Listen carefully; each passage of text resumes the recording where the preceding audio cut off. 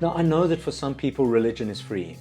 For some, it gives them back themselves and it leads them into a deeper and richer life. But that's not the truth for everyone. For many of us, religion is filled with so many subtle and not so subtle messages that being ourselves is not okay. And part of deconstructing our faith is about facing all the ways we've lost ourselves. The legitimate thoughts and feelings and behaviors, likes, dislikes, desires that were lost or sometimes stolen from us.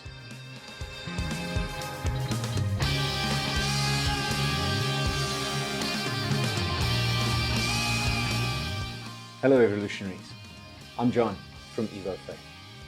I used to be a pastor in a large Christian denomination, but over the years my relationship with the church became so complicated that I knew it was time for us to break up.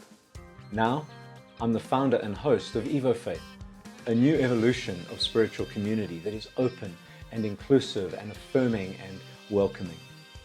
If your relationship with the church is complicated, or if you've broken up with church, then EvoFaith will help you to create your own customized, evolving, and evolutionary spirituality so that you can show up fully, authentically, and courageously in your life and relationships. And this is the EvoFaith podcast. Welcome. You know, when I was a minister, I realized that people could say what they liked to me and they could do what they liked to me, but I was not allowed to respond freely. I couldn't be angry. I couldn't shut them out. I couldn't tell them why their behavior was unacceptable and why I wouldn't tolerate it.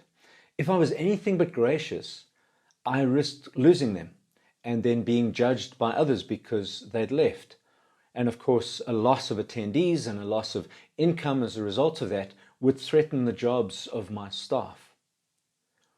But being gracious and tolerating their rubbish meant that I taught people that they could treat me that way and I would be okay with it. And honestly, some people took advantage of that and were nothing less than abusive. I wonder if you've ever experienced anything like that. See, faith can mess us up, actually. It can rob our freedom to be human. It's like our thinking stops being our own. Our feelings stop being our own. Our behavior, our likes, our dislikes, our desires all stop being our own. They're all dictated to us by our church. I remember in the year that I was ordained, I was on a retreat and we were preparing for the ordination service to come. And one of the conversations was around what we were going to wear as ordinands for our ordination. And the decision that people were making was that we would wear black shirts with our clerical collars, black pants, black shoes, black preaching gown over the top of that. And I remember saying, guys, I can't do this in black. I'll feel like I'm going to my own funeral. And one of the retreat leaders, a ministerial colleague, said, but John, that's exactly what this is. You are going and you're laying your life down and coming out as a new person, a servant of the church. I ended up wearing black, but with red socks and white braces under my preaching gown. But I struggled with that idea that I was going, in a sense, to my own funeral, to lay myself down. In the last little while, I've been aware of how we sing about these kinds of things. There's a song in particular that struck me a few days ago where there's a line in the song that says, "Rid me of myself. Rid me of myself." What a horrible thing to sing. Now, I know that for some people, religion is freeing. For some, it gives them back themselves and it leads them into a deeper and richer life. But that's not the truth for everyone. For many of us, religion is filled with so many subtle and not so subtle messages that being ourselves is not okay. And part of deconstructing our faith is about facing all the ways we've lost ourselves. The legitimate thoughts and feelings and behaviors, likes, dislikes, desires that were lost or sometimes stolen from us. And then it's about finding ourselves again, And that means learning little by little to give ourselves the freedom to think our own thoughts, even the unacceptable ones, to feel our own feels, even the unspiritual ones, and to choose our own actions, even if they're viewed as sinful by the religious establishment. And so how do we go about doing that? How do we go about reclaiming our freedom? Well, here's some thoughts. And to begin with, it's about thinking our own thoughts. That's a good place to start because nobody can control what you do with your mind. We've spoken in the last few weeks about the voices that have been installed within us and the voices that shape us from outside. But what about just finding our own authentic voice, our own authentic thinking?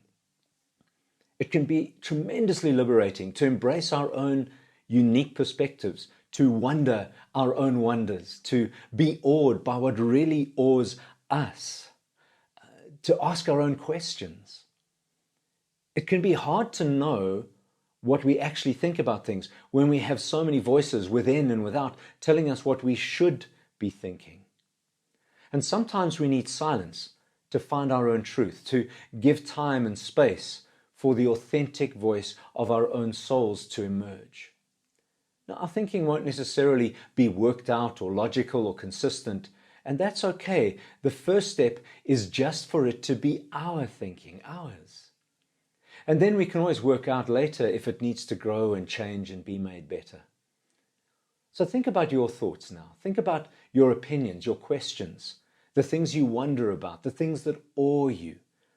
How much of that is really your own? How much of it has been passed on to you and is kind of secondhand from others or from your church?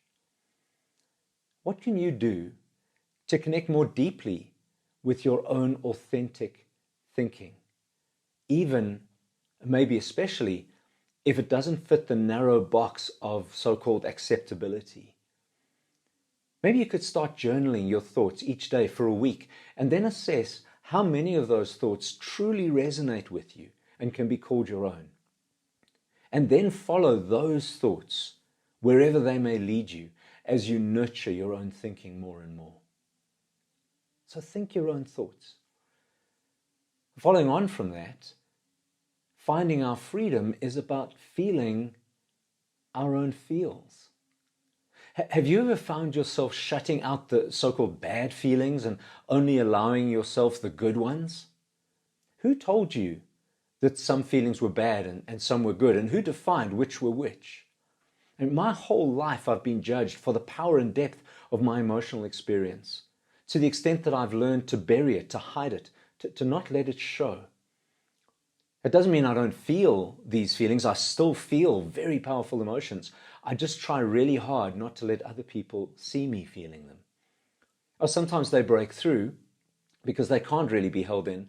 And then inevitably I feel guilty and I feel regret, and I notice how others treat me differently because of it and how they see me. It often feels like as somehow inadequate. But mostly I put my emotions away and then I process them when I'm alone. This isn't always healthy. And maybe you've experienced something like this. So what feelings have you disowned, buried, hidden, denied, or kept to yourself? And what happens to you when you disconnect from your heart like this? How easily do you feel what you feel? And what can you do to become more comfortable with your feelings, to own them, and to listen to what they're trying to tell you? Because after all, our feelings are just communication from our deepest selves.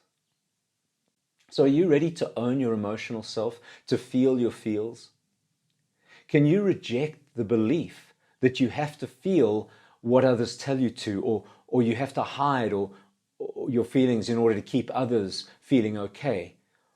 Or that you have to let others define your feelings for you, to tell you what you're feeling, to give you the labels for your feelings? If you felt those things, can you let go of that? Again, maybe you can make a practice of journaling your feelings for a week or so. Notice when you're tempted to reject or deny a feeling, and then slow down and give the feeling time to emerge and make itself known. And be sure to note whatever your feelings are trying to tell you.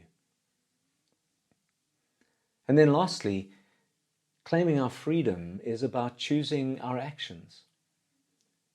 Have you lived your life always trying to be good and not doing what you've been told is bad? And yet how many of the bad things really were bad? Just as an example, how many of us were told that sexual purity was eternally important and that sex was bad? How many of us had our normal sexual development stunted by this? How many of us have had to deal with all sorts of body issues and fears of how we dress and act? Or maybe we were told that swearing is bad, although actually it can be quite therapeutic according to some studies. Or maybe our behavior has been controlled in other ways, whether we choose to have children or not, what we're going to weigh or what we're going to eat, or whether we'll do yoga or dancing. The list goes on and on. What if you just started choosing what works for you? Obviously not deliberately harming others or being completely horrid in your narcissism. But can you trust that your freedom isn't toxic? Can you claim an authentic, liberating freedom for yourself? And once again, it can be helpful to journal the things you want to do compared with what you actually do. Make a note of things that you've been told are bad, but that are actually perfectly fine. Think about times when you've held yourself back unnecessarily. And think about what you need to do to give yourself permission to break free a little. There's a well-known verse in the New Testament that says, "It is for freedom that Christ has set us free." And yet how many of us really feel that we've honestly been set free? Or are we discovering that actually we were living in a religious or a cultural or a relational cage? And what if we could find the courage to embrace our freedom, to let ourselves be ourselves, even when it entails making mistakes along the way? I hope you'll think about these questions. And that's it for this episode. I really hope it's going to help you to find your freedom a little more. And I hope that you will make setting yourself free a spiritual practice in some of the ways we've spoken about today and in others that you may think of. And I hope all of this will empower you to show up more fully, authentically, and courageously in your life and relationships. If you're watching on YouTube, please consider subscribing to the channel and clicking that notification bell icon so you get notified of new episodes. And please like and share this video as widely as you can. And if you're listening on a podcast platform, please subscribe, rate the podcast, and again, spread the word about this channel. It really helps others to find EvoFaith for those who will find it helpful. So thank you for listening. Thank you for watching. I'll catch you next time.